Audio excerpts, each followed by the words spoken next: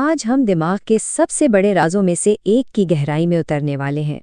یہ ایک ایسے سفر کی کہانی ہے جو ہمارے وجود کی بنیاد کو سمجھنے کی کوشش کر رہا ہے۔ تو چلیں ایک بہت ہی سادہ سے سوال سے بات شروع کرتے ہیں۔ سوچیں ذرا، جب کوئی سائیکل چلانا سیکھتا ہے تو اس کے دماغ میں آخر ایسی کیا تبدیلی آتی ہے جو ایک نہ جاننے والے کے دماغ میں نہیں ہوتی؟ مطلب یہ جو مہارت ہے، یہ یادداشت، یہ آخر دماغ کے کس حصے میں اور کس شکل میں موجود ہوتی ہے؟ بالکل اسی طرح کے سوالوں کا جواب دینے کی جو سائنسی جستجو ہے نا، وہ ہمیں ایک نئے اور بہت ہی انقلابی شعبے تک لے جاتی ہے۔ اسے کہتے ہیں کنیکٹوم۔ یہ دماغ کے مکمل وائرنگ ڈائیگرام کو بنانے کی ایک بہت بڑی کوشش ہے۔ تو یہ کنیکٹوم آخر ہے کیا؟ اگر بالکل سادہ الفاظ میں سمجھیں تو یہ ہمارے دماغ میں موجود اربوں نیورونز کے بیچ ہر ایک کنیکشن کا ایک تفصیلی نقشہ ہے۔ کون سا تار کہاں جڑتا ہے، اس کی مکمل تفصیل۔ اچھا، اس کام کی اہمیت کو سمجھنے کے لیے اس کا موازنہ ہیومن جینوم پروجیکٹ سے کیا جاتا ہے۔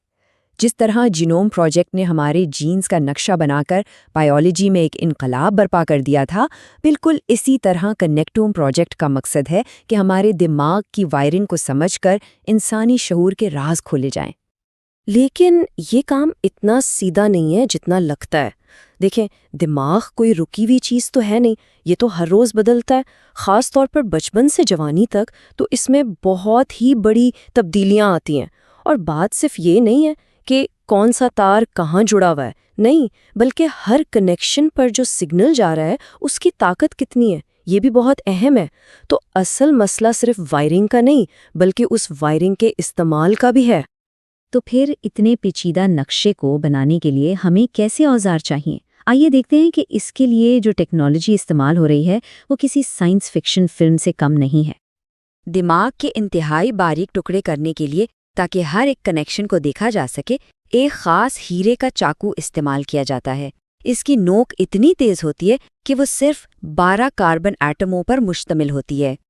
اس کی باریکی کا اندازہ اس بات سے لگائیں کہ یہ چاقو خون کے ایک سرخ خلیے کے، جی ہاں، ایک سیل کے 300 ٹکڑے کر سکتا ہے، اور اس کی دھار پھر بھی خراب نہیں ہوتی۔ یہ عمل ہوتا کچھ یوں ہے۔ ایک الیکٹران مائکروسکوپ سطح کی تصویر لیتی ہے، پھر وہ خود کار چاقو ایک انتہائی پتلی تہہ کو ہٹاتا ہے، پھر دوبارہ تصویر لی جاتی ہے، اور اسی عمل کو ہزاروں بار دہرا کر ایک مکمل 3D تصویر بنائی جاتی ہے۔ اب اس سارے عمل کو تیز کرنے کے لیے ٹیکنالوجی میں ایک حیران کن چھلانگ لگائی گئی ہے۔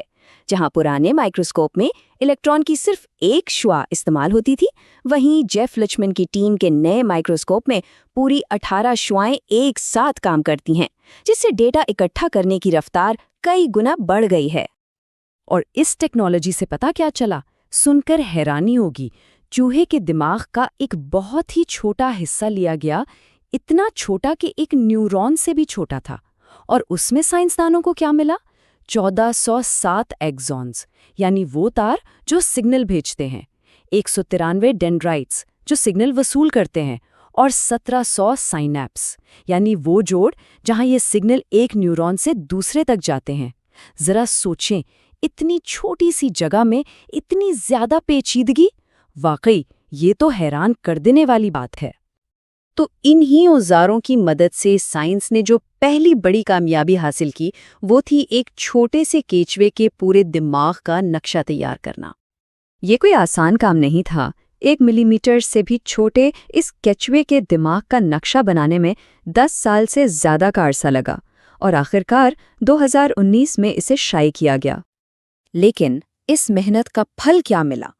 اب اس نقشے کی بدولت ہم بالکل ٹھیک جان سکتے ہیں کہ جب درجہ حرارت بدلتا ہے تو کون سے نیورونز پر کیا اثر ہوتا ہے، چھونے پر اس کا دماغ کن راستوں سے رد عمل دکھاتا ہے، یا جب اسے دھکا دیا جائے تو کیا ہوتا ہے۔ مگر جیسا کہ سائنس میں ہوتا ہے، ہر جواب اپنے ساتھ نئے سوالات لاتا ہے۔ ہمیں نر اور مادہ کیچوے کے دماغ میں فرق تو نظر آتا ہے، لیکن اس کا مطلب کیا ہے؟ اس کیچوے کی اپنی جو انفرادی شخصیت ہے وہ کہاں محفوظ ہے، اور زندگی کے واقعات اس میں لمبے عرصے کی تبدیلیاں کیسے لاتے ہیں؟ یہ راز اب بھی باقی ہیں۔ تو پھر ایک چھوٹے سے کیچوے سے لے کر انسانی دماغ تک کا سفر، یہ اس جستجو کا سب سے بڑا چیلنج ہے۔ اس چیلنج کی وسعت کا اندازہ جیف لچمن کے اس کال سے لگایا جا سکتا ہے۔ وہ کہتے ہیں انسانی دماغ کے وائرنگ ڈائیگرام میں اتنا ڈیٹا ہوگا جتنا آج پوری دنیا میں موجود تمام ڈیجیٹل مواد ہے۔ یہ تو تصور کرنا بھی مشکل ہے۔ اور یہاں ایک بنیادی فرق ہے۔ دیکھیں، دل کی ساخت کو دیکھ کر اس کا کام سمجھ آ جاتا ہے۔ ہمیں پتہ ہے کہ اس کے 4 خانے خون کو کیسے پمپ کرتے ہیں، لیکن دماغ کا معاملہ بالکل مختلف ہے۔ اس کی ساخت کو صرف دیکھ کر یہ اندازہ نہیں لگایا جا سکتا کہ سائیکل چلانے کی مہارت کہاں چھپی ہے۔ تو آخری اور سب سے بڑا سوال یہ ہے کہ اگر ہم نے کسی دن انسانی دماغ کا مکمل نقشہ بنا بھی لیا تو کیا ہم اسے پڑھنا اور سمجھنا سیکھ پائیں گے؟ نقشہ حاصل کرنا ایک بات ہے اور اس پر لکھے رازوں کو سمجھنا بالکل دوسری۔